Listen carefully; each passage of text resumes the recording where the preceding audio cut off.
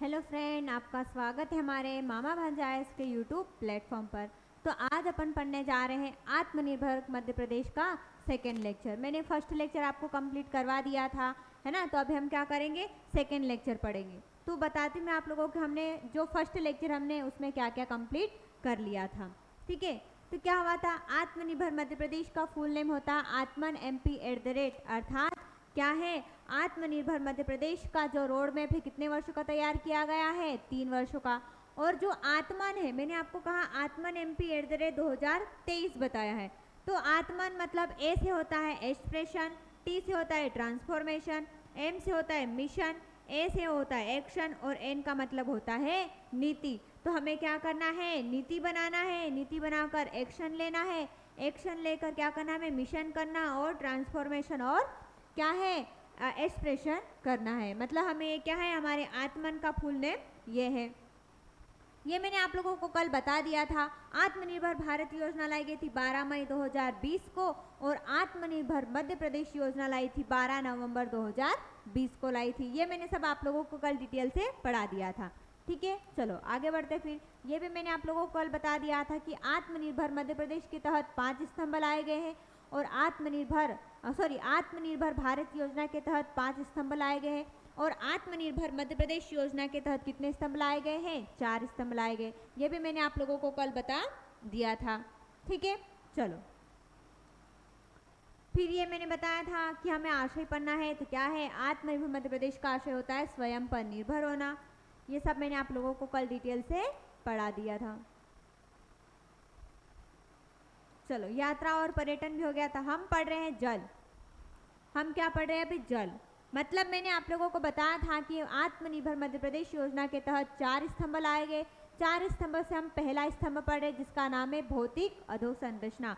उसको कब लाया गया, तो 7 अगस्त 2020 को फर्स्ट वेबिनार के तहत उसे लाया गया था, इसीलिए हम उसके तहत हम पढ़ रहे हैं जल। भौतिक अधोसंरचना के अंतर्गत हम पढ़ रहे हैं जल।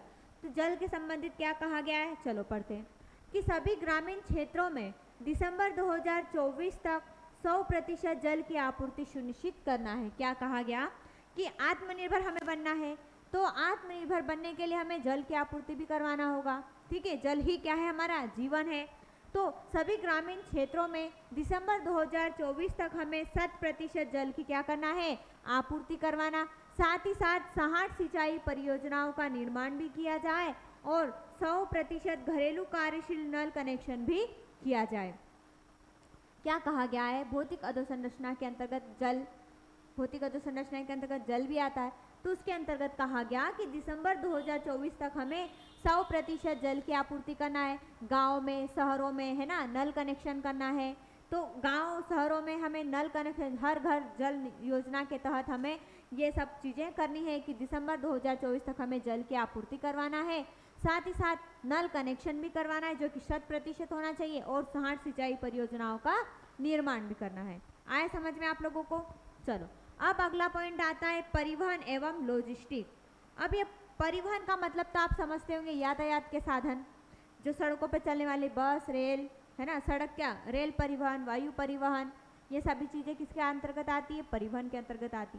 परंतु मैंने कहा लॉजिस्टिक। अब ये लॉजिस्टिक का मतलब क्या होता है, लॉजिस्टिक का मतलब होता है, मान लेते क्या है, ये एक यहाँ पर क्या है, खदान है। किसकी खदान है, कोयले की खदान है। यहाँ पर कोयले की खदान है। कोयले की खदान के साइड में ही क्या है, एक कंपनी है। कोयले की खदान की साइड में क्या है, कंपनी है। कंपनी है तो यहाँ पर एक वाहन चलता, मतलब बस, ट्रक ले लो, है ना। क्या है, सामान कौन ले जाता है, ट्रक ले जा रहा है। ये क्या कर रहा है, सामान ले जा रहा है। तो क्या हुआ, लॉजिस्टिक का मतलब होता है कि जैसे कच्चा माल भी वहीं पर मिलना, कंपनी भी वहीं पे होना, परिवहन के सब साधन भी वहीं पे होना। तो क्या होता है, सभी चीज़ें हमें क्या है, निर्माण की सभी चीज़ें हमें एक स्थान पर मिल जाती, उसे हम क्या कहते हैं, लॉजिस्टिक हब कहते हैं। तो इसमें क्या कहा गया कि राज्य में भंडारण और लॉजिस्टिक हब का विकास करना है हमें। साथ ही साथ इंदौर एयरपोर्ट पर परिशेबल गुड्स के लिए एयर कार्गो हब की स्थापना करना। तो याद रखना, एयर कार्गो हब की स्थापना कहाँ पर की गई है, इंदौर एयरपोर्ट पर। कहाँ पर की गई है, इंदौर एयरपोर्ट पर हमें पेरिशेबल गुड्स के लिए एयर कार्गो हब की स्थापना की गई। मतलब मैंने कहा लॉजिस्टिक, लॉजिस्टिक का मतलब होता है जो भी साधन हमें आवश्यकता के साधन है ना। जैसे कोई कंपनी है, कंपनी को कच्चे माल की आवश्यकता है तो वो कच्चा माल भी वहीं पे मिल रहा है। फिर उस कंपनी को जो कच्चा माल एक स्थान से दूसरे स्थान ले जाने के लिए यातायात भी साधन होना चाहिए, वो भी सभी उन्हें वहीं पे मिल रहे हैं। तो एक ही एरिया में सभी चीज़ें प्राप्त होने को क्या कहते हैं हम? लॉजिस्टिक हब कहते हैं। और क्या करना है? एयर कार्गो का मतलब क्या होता है? एयर कार्गो, आप एयर मतलब हवा होते, तो हमें जो कच्चा माल है वो एक स्थान से दूसरे स्थान पहुंचाना है तो हमें एरोप्लेन के माध्यम से क्या करना? उस माल को क्या पहुंचाना? एक स्थान से दूसरे स्थान पर पहुंचाना। यही क्या कहलाता है? एयर। इंदौर में एयर कार्गो हब की स्थापना की गई, वो इसी से संबंधित है। तो क्या कहा गया? इंदौर एयरपोर्ट पर पेरिशेबल गुड्स के लिए एयर कार्गो हब की स्थापना की गई है। फिर आता है सुशासन। सुशासन का मतलब क्या होता है? Good governance. सुशासन का मतलब क्या होता है? Good governance. मतलब हमारी जो सरकार है वो कैसी होना चाहिए? अच्छी होना चाहिए। तो क्या हुआ? पहला पॉइंट हमारा कौन सा था? भौतिक अधोसंरचना। क्या हुआ? आत्मनिर्भर मध्य प्रदेश के तहत हमारे मध्य प्रदेश में 4 स्तंभ निर्धारित किए गए थे। पहला स्तंभ कौन सा था? तो पहला स्तंभ था भौतिक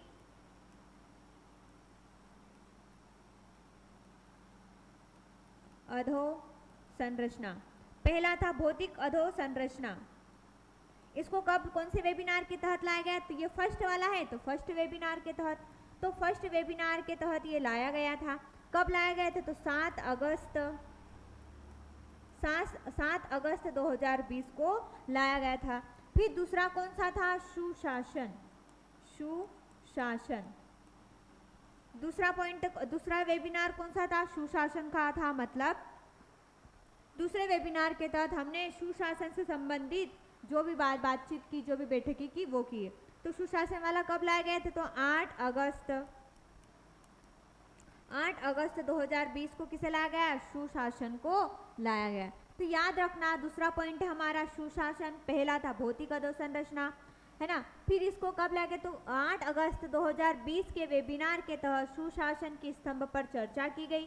इसमें से उसके निम्न लक्ष्य निर्धारित किए गए। अब सुशासन से संबंधित कौन कौन सी चर्चाएं की गई, सुशासन के अंतर्गत हमें कौन कौन सी चीजें देखनी है वो जानते हैं। तो सेवा प्रदाय, ये आपको मैं आगे पढ़ाऊंगी, डिटेल से एक एक पढ़ेंगे, है ना। पहला है सेवा प्रदाय, हमें सेवा प्रदान करना। क्या है? सुशासन, अच्छा गवर्नेंस होगा हमारा, अच्छी सरकार होगी तो सेवा प्रदान करेगी, है ना। सेवा प्रदाय हो गया। फिर पारदर्शिता या जन भागीदारी, मतलब सरकार के द्वारा जो भी कार्य किए जा रहे हैं, जो भी योजनाएं निकाली जा रही है, या फिर सरकार से संबंधित जो भी योजनाएं या कार्य किए जा रहे हैं, तो उसमें पारदर्शिता होनी चाहिए। पारदर्शिता का मतलब होता है कि सरकार जो काम कर रही वो क्या है, जो सरकार जो काम कर रही वो हमें, हमारे नागरिकों को भी पता होनी चाहिए कि सरकार के द्वारा कौन सी योजनाएं निकाली जा रही। यदि सरकार योजना निकाल रही और हमारे जो क्या है, जन भागीदार, मतलब जो व्यक्ति है उन्हें वो पता ही नहीं है, जनता को पता ही नहीं कि सरकार के द्वारा इस योजना में ये योजना निकाली गई है, इस तरह की एक योजना निकाली गई, तो क्या हुआ? सरकार के द्वारा जो भी काम किया जाएगा वो हमारे जो जन है, मतलब जो जनता है, उन्हें भी हमें ये जो चीज़ें हैं हमें पता होनी चाहिए। तो क्या है, सरकार की जो योजनाएं होगी या सरकार के द्वारा जो भी कानून बनाया जाएगा उसमें क्या होना चाहिए? पारदर्शिता, मतलब हमें भी वो चीज़ें पता होनी चाहिए। फिर आया शिकायतों का निराकरण। शिकायतों का निराकरण, जैसे हमारे मध्य प्रदेश की बात करते तो कुछ भी शिकायत करते तो हम सीएम हेल्पलाइन के माध्यम से उसका शिकायतों का निराकरण करते हैं। मतलब हमारी जो भी शिकायत रहती है उसको पूरा किसके माध्यम से करते हैं? किसके माध्यम से? सीएम हेल्पलाइन के माध्यम से हम उसको निराकरण तक पहुंचते हैं।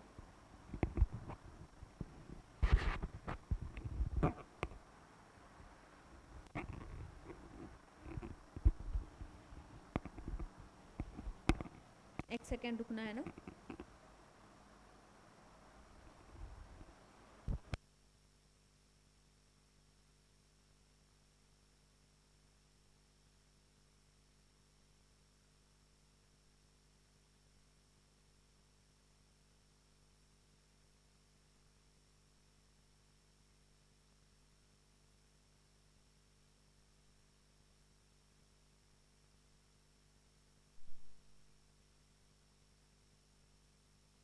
चलो, तो क्या कहा गया, पहले हमें सेवा प्रदाय करना है, साथ ही साथ सेवा पारदर्शिता भी होनी चाहिए और शिकायतों का निराकरण भी होना चाहिए। और क्या है, शिकायतों का निराकरण होना चाहिए। फिर नियमों का सरलीकरण, है ना, नियम भी कैसे होना चाहिए, सरल होना, ज़्यादा जटिल नहीं होना चाहिए। जैसे मान लेते अपन सरकार के द्वारा एक योजना निकाली गई है, मान लेते लाडली बहना योजना, है ना, सरकार के द्वारा एक लाडली बहना योजना निकाली गई है। उसमें क्या क्या प्रक्रिया है, उसमें क्या किस प्रकार से फॉर्म भरे जाते हैं, कौन कौन से डॉक्यूमेंट लगाए जाते हैं। तो यदि वो चीज़ें हम सरकार के द्वारा योजना निकाली, हमको पता है, मतलब पारदर्शिता है हमारी सरकार में। फिर वो सरकार के द्वारा जो भी योजनाएं निकाली जा रही है उसकी जो प्रक्रिया होती है, उसको फॉर्म भरने की या फिर जो भी पैसे हमें प्राप्त होंगे उसकी जो प्रक्रिया होती कैसी होना चाहिए, सरल होनी चाहिए, ना कि जटिल होना चाहिए, जिससे कि व्यक्ति उसमें लाभ ही ना ले सके, है ना। तो हमें सरकार के द्वारा जो भी योजनाएं निकाली जाएगी उसमें क्या होना चाहिए, सरलीकरण होना चाहिए, मतलब उसमें सरलता होनी चाहिए, ज़्यादा जटिल नहीं होना चाहिए। फिर आया मानवीय संसाधन प्रबंधन। मानवीय संसाधन प्रबंधन कौन कौन से होते हैं वो आगे आप लोगों को मैं बताती हूँ। तो यहाँ तक आप समझ गए क्या है, जल से संबंधित हमने पढ़ा कि जल को दिसंबर 2024 तक 100% करना है। सभी कार्यशील घरों में भी क्या है, कार्यशील के लिए नल कनेक्शन, घरेलू कार्यशील नल कनेक्शन किया जाएगा। शहर सिंचाई परियोजनाओं का निर्माण किया जाएगा, है ना। फिर सुशासन दूसरा पॉइंट आया था जो कि दूसरे वेबिनार के तहत लाया गया था। 8 अगस्त 2020 के वेबिनार के तहत इस जो सुशासन है स्तंभ है उसको लाया गया था। ठीक है, उसके अंतर्गत ये बातें हमें चर्चा आगे करनी है। चलो आगे बढ़ते फिर। चलो, अब मैंने आपको बताया सुशासन जो कि 8 अगस्त 2020 के वेबिनार के तहत लाया गया, मतलब दूसरे वेबिनार के तहत उस योजना को, उस स्तंभ को लाया गया। तो उसके अंतर्गत क्या कहा गया था, पहला पॉइंट सेवा प्रदाय।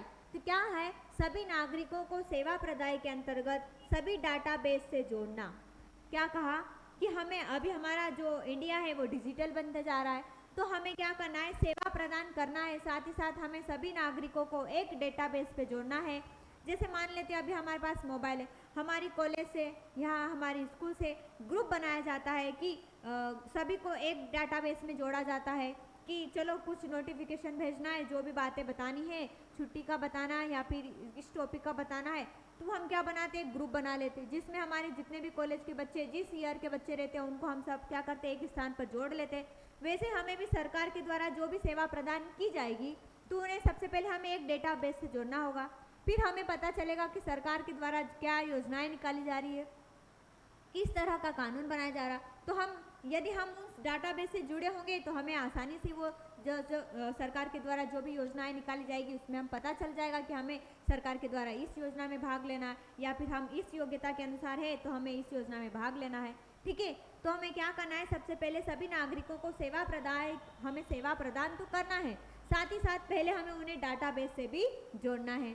फिर आया दूसरा, मैंने कहा था पारदर्शिता या जन भागीदारी। तो सरकार के कामकाज में पारदर्शिता हो तो ताकि नागरिकों को जानकारी उपलब्ध हो। मैंने कहा सरकार के द्वारा जो भी जानकारी निकाल जाए उसमें हमें क्या हो, उसमें पारदर्शिता हो, हमें उसकी जानकारी हो, है ना, तो ही तो हम उसमें भाग ले सकेंगे।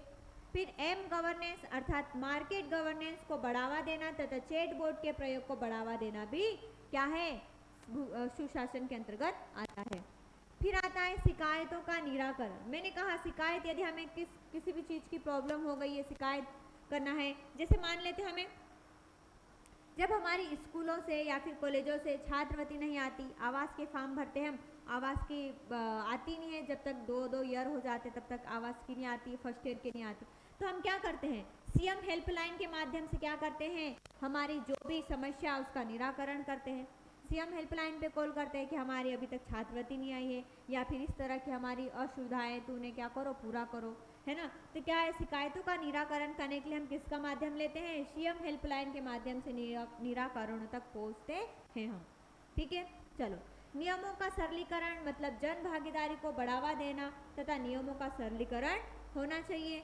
फिर आया मानवीय संसाधन प्रबंधन, सेवा प्रदाय के लिए बुनियादी ढांचे का विकास करना, जैसे आईटी कौशल वृद्धि करना। मतलब हमें मानव संसाधन प्रबंधन के लिए सबसे पहले तो हमें मानव के द्वारा जो भी आवश्यक चीज़ें उनका प्रबंधन करना है, है ना, तभी तो हम आत्मनिर्भर बनेंगे। मतलब हम पढ़ क्या रहे हैं, आत्मनिर्भर मध्य प्रदेश। तो हमें आत्मनिर्भर बनने के लिए हमें कौन कौन सी चीज़ें करनी होगी, उसी के बारे में तो हम चर्चा कर रहे हैं। ठीक है, तो मानवीय संसाधन प्रबंधन, मानव की जो भी आवश्यक चीज़ें उनका प्रबंधन करना है, तो हमारा बुनियादी ढांचा क्या होगा, मजबूत होगा। ठीक है, चलो आगे बढ़ते फिर।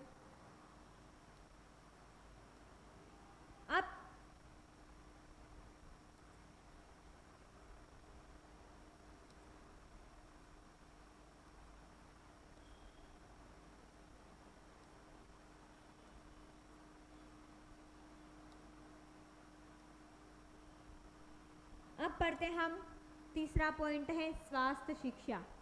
कौन सा है, तीसरा पॉइंट है स्वास्थ्य शिक्षा, जो कब लाया गया था, 10 अगस्त 2020 तीसरे वेबिनार के तहत लाया गया था। कब लाया गया था, 10 अगस्त 2020 को। पहला कब लाया गया था, तो 7 अगस्त 2020 को लाया गया था। दूसरा कब लाया गया था, तो 8 अगस्त 2020 को लाया गया था। तीसरा लाया गया था 10 अगस्त 2020 को लाया गया था। तो हमारा जो तीसरा वेबिनार है उसके तहत हमने स्वास्थ्य शिक्षा संबंधित लाया गया है ना, स्वास्थ्य और शिक्षा संबंधित लाए गए हैं। तो क्या है, स्वास्थ्य और शिक्षा मतलब स्वास्थ्य और चिकित्सा शिक्षा से संबंधित हमें पढ़ना है। साथ ही साथ तकनीकी शिक्षा आएगी, उसमें उच्च शिक्षा आएगी, स्कूली शिक्षा आएगी और स्वास्थ्य एवं चिकित्सा शिक्षा। अब पहला पॉइंट पढ़ते हम, देखो स्वास्थ्य शिक्षा के अंतर्गत हमें क्या क्या पढ़ना है, स्वास्थ्य एवं चिकित्सा शिक्षा। फिर हमें तकनीकी शिक्षा के बारे में पढ़ना है, साथ ही साथ उच्च शिक्षा हायर एजुकेशन के बारे में, स्कूली शिक्षा। तो हम सबसे पहला पॉइंट पढ़ते हैं स्वास्थ्य एवं चिकित्सा शिक्षा।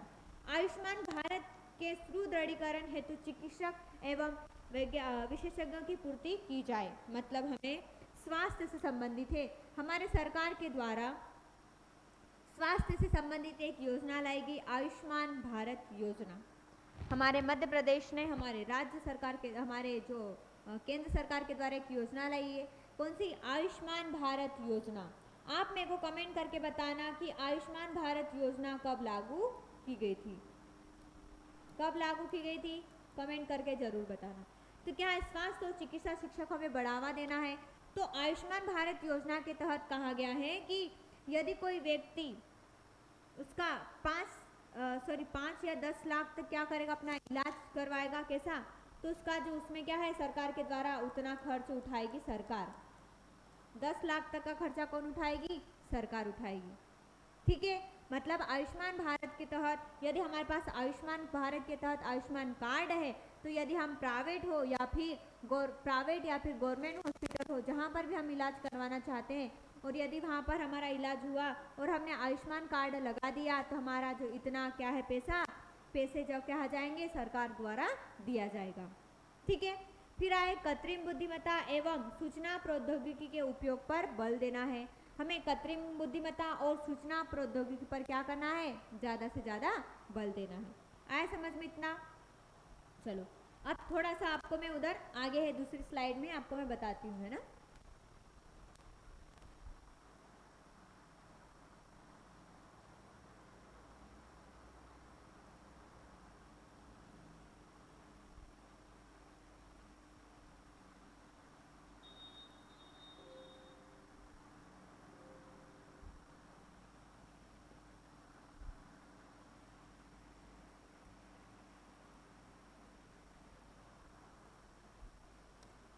चलो ये मैंने जल वगैरह, परिवहन, लॉजिस्टिक्स, सुशासन सब पढ़ा दिया था।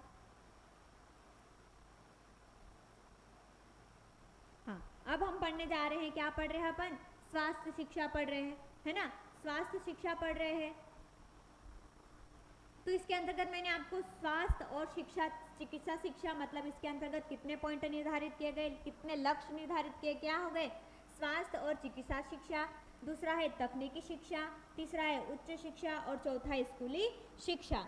तो इसमें पहला पॉइंट है स्वास्थ्य और चिकित्सा शिक्षा। तो इसके अंतर्गत क्या कहा गया, आयुष्मान भारत के सुदृढ़ीकरण हेतु चिकित्सक एवं विशेषज्ञ की आपूर्ति की जाए। मतलब आयुष्मान भारत के तहत हमें अच्छे से अच्छे जैसे किसी विशेषज्ञ का मतलब क्या होता, उस बीमारी का क्या होना, उसको पूरा ज्ञान होना चाहिए, उस बीमारी से संबंधित उसे थोड़ा से थोड़ा भी पूरा से पूरा ज्ञान होना चाहिए, मतलब उस बीमारी से संबंधित उसमें विशेषज्ञ होना चाहिए। तो क्या आयुष्मान भारत के तहत हमें ऐसे डॉक्टरों की आवश्यकता है, ऐसे चिकित्सकों की आवश्यकता है जो उस बीमारी से संबंधित क्या विशेषज्ञ हो, मतलब उससे संबंधित उसको जानकारी पूरी होना चाहिए। फिर आए हमें कृत्रिम बुद्धिमत्ता का प्रयोग करना, मशीनों का प्रयोग करना है, हमें सूचना प्रौद्योगिकी के उपयोग पर भी हमें बल देना है। ठीक है, इतना मैंने बता दिया आपको। चलो फिर क्या हुआ आगे, उसमें हम पढ़ रहे चिकित्सा स्वास्थ्य और चिकित्सा शिक्षा के बारे में पढ़ रहे। तो RCH पोर्टल के माध्यम से गर्भवती महिलाओं का 100% क्या करना है, टीकाकरण करना है। क्या कहा गया है, हम स्वास्थ्य और चिकित्सा शिक्षा का पहला पॉइंट पढ़ रहे हैं, है ना। तो उसमें क्या कहा, RCH एक पोर्टल है। क्या है, एक पोर्टल है। तो RCH पोर्टल के माध्यम से गर्भवती महिलाओं का हमें 100% क्या करना है, टीकाकरण करना है। किसके तहत, RCH पोर्टल के तहत हमें गर्भवती महिलाओं का 100% क्या करना है, टीकाकरण करना है। फिर आया 5 वर्ष से कम उम्र के 55 लाख बच्चों का 100% क्या करना है, टीकाकरण करना है। क्या है कि हमें 5 वर्ष से कम उम्र के बच्चों का 100% क्या करना है, टीकाकरण करना है। कितने बच्चों का, 55 लाख बच्चों का हमें 100% टीकाकरण करना है। तो याद रखना, हमें RCH पोर्टल के तहत गर्भवती महिलाओं का 100% टीकाकरण करना है। साथ ही साथ 5 वर्ष से कम उम्र के बच्चों का भी, जो कितने 55 लाख बच्चों का 100% हमें टीकाकरण करना है।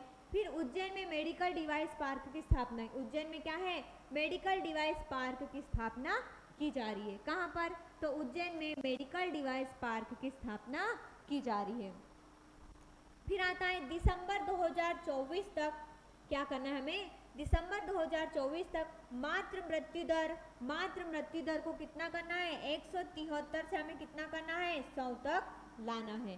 क्या करना है हमें कि दिसंबर 2024 तक हमें हमारी मातृ मृत्यु दर है उसको कितना कम करना है, तो 173 थी तो हमें कितने तक लाना है, 100 तक लाना है। मतलब हमें 73 माताओं की मृत्यु होने से बचाना है। तो क्या करना है, मातृ मृत्यु दर का मतलब समझते हो आप कि 1000 जीवित बच्चे पर इतने माताओं की मृत्यु होती है। क्या है, 1 लाख बच्चे जन्म लेते हैं, उसमें 173 माताओं की मृत्यु हो रही थी। परंतु हमें दिसंबर 2024 तक हमें मातृ मृत्यु दर इतना करना चाहिए, कम से कम करना चाहिए, कितना करना चाहिए, 100। तो यदि 1 लाख बच्चे पर कितनी माताओं की मृत्यु होगी, 73। मतलब क्या, हमें 100 तक लाना है। मतलब हमें माताओं की मृत्यु नहीं करना, परंतु हम धीरे धीरे हम उनका क्या करेंगे, धीरे धीरे कम ही करेंगे। ठीक है, तो क्या करना है, दिसंबर 2024 तक हमें मातृ मृत्यु दर कितनी करना है, 173 से हमें कितनी लाना है, 100 तक लाना है। आया समझ में। मातृ मृत्यु दर क्या होता है, तो 1 लाख जीवित जन्म बच्चे पर इतनी माताओं की मृत्यु होना, 173 माताओं की मृत्यु हो रही थी, तो उसमें हमें कमी करके कितनी करना है, 100 तक करना है। अब आता शिशु मृत्यु दर। शिशु मृत्यु दर का होता है तो 10,000 जीवित जन्म बच्चे पर, 10,000 जीवित जन्म बच्चे होते हैं, उसमें इतने बच्चे मर जाते हैं, कितने, 38 तक बच्चे मर जाते हैं, तो हमें कितना करना है, कमी 35 तक लाना है। तो याद रखना, शिशु मृत्यु दर का मतलब होता है कि 10,000 जीवित जन्म बच्चे होते हैं, उसमें से 38 बच्चे मर जाते हैं, तो हमें उसमें कमी करके कितना करना है, 35 तक लाना है। कब तक, 2024 तक। फिर आता, ये आपको मैंने बता दिया, पहला पॉइंट कौन सा था, शिक्षा क्या है, चिकित्सा और तकनीकी, एक बार बता ही देती हूँ, क्या था, स्वास्थ्य एवं चिकित्सा शिक्षा पढ़ रहे थे। अब हम दूसरा पॉइंट पढ़ेंगे, तकनीकी शिक्षा।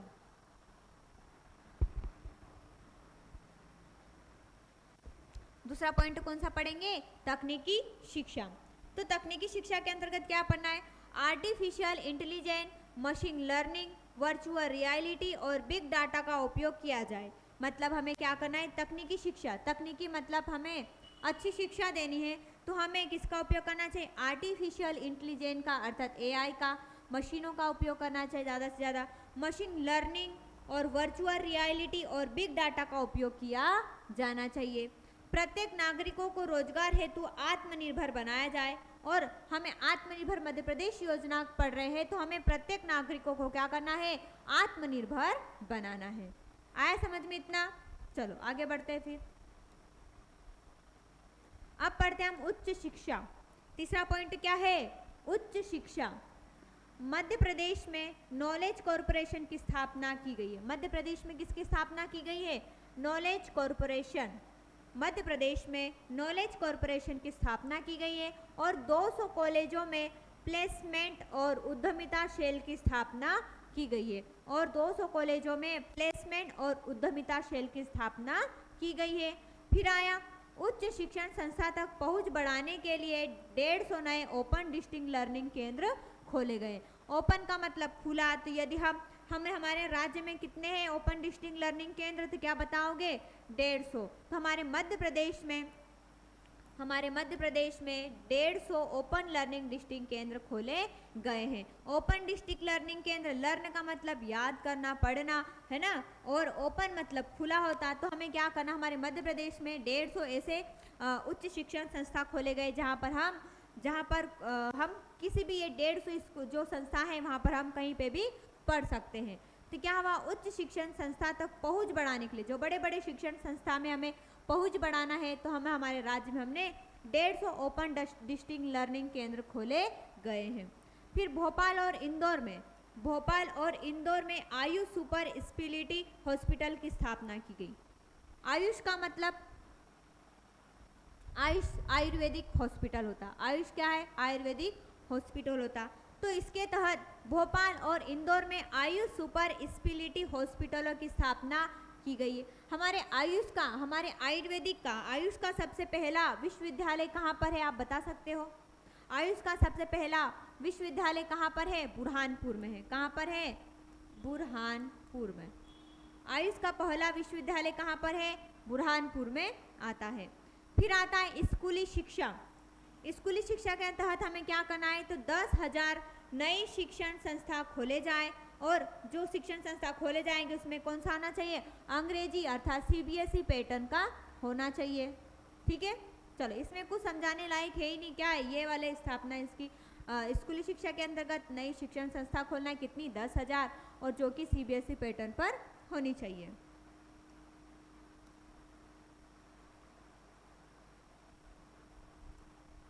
चलो, मूल दक्षताओं हेतु मिशन अंकुर भी लाया गया है। ये क्या है, तकनीकी शिक्षा से संबंधित है। ये मूल दक्षताओं हेतु मिशन अंकुर लाया गया। तो ये आपको एग्जाम में पूछा जाएगा, जो मिशन अंकुर है वो किससे संबंधित है। आप क्या बताओगे, शिक्षा नहीं, स्वास्थ्य संबंधित है। किससे बताओगे, स्वास्थ्य से संबंधित है।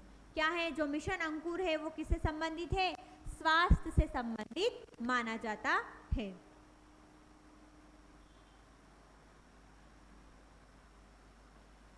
यह है स्टेम।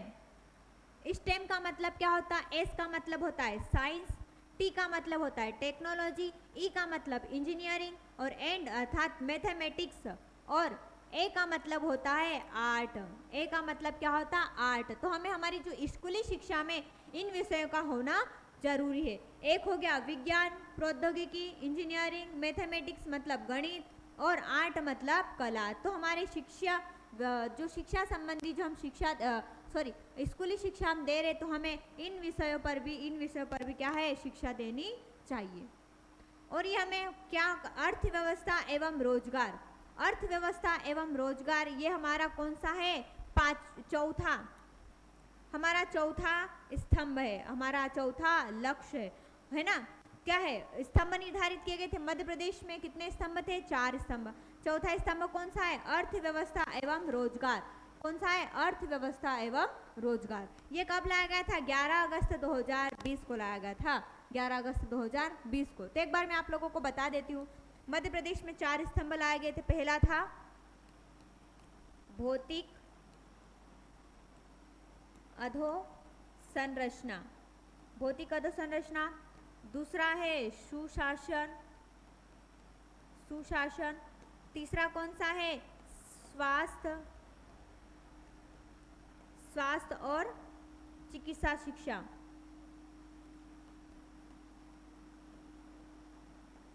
चिकित्सा शिक्षा या स्वास्थ्य संबंधों, है ना। और चौथा कौन सा है हमारी, अर्थव्यवस्था एवं रोजगार, अर्थ एवं रोजगार। तो हमारा भौतिक अधोसंरचना वाला ये कब लाया गया था, कौन से वेबिनार, फर्स्ट वाला वेबिनार था जो 7 अगस्त 2020 को लाया गया था। सुशासन कब लाया गया था, 8 अगस्त को लाया गया था। और स्वास्थ्य को कब लाया गया था, 10 अगस्त को। और अर्थव्यवस्था एवं रोजगार को इसको लाया था 11 अगस्त को। ये हमारे मध्य प्रदेश के 4 स्तंभ है। आत्मनिर्भर मध्य प्रदेश के तहत हमारे मध्य प्रदेश में 4 स्तंभ लाए गए थे, ठीक है। तो हम ये जो अर्थव्यवस्था एवं रोजगार है ये हम क्या पढ़ेंगे, कल पढ़ेंगे, है ना। तो आप छोटे छोटे लेक्चर में कंप्लीट करते तो आपको पढ़ने में भी अच्छा लगेगा और ज़्यादा लंबा समय नहीं लगेगा। तो आप इनको क्या करोगे, डबल रिवाइज करते रहना, ठीक है। तो आपको अच्छे से याद हो जाएगा। तो ये अर्थव्यवस्था एवं रोजगार ये हम कल पढ़ेंगे, ठीक है। तीसरा लेक्चर और बना लेंगे, ठीक है। तो आज के लिए बस इतना ही, धन्यवाद। और आपको मेरा वीडियो अच्छा लगे तो लाइक शेयर एंड सब्सक्राइब जरूर करें, धन्यवाद।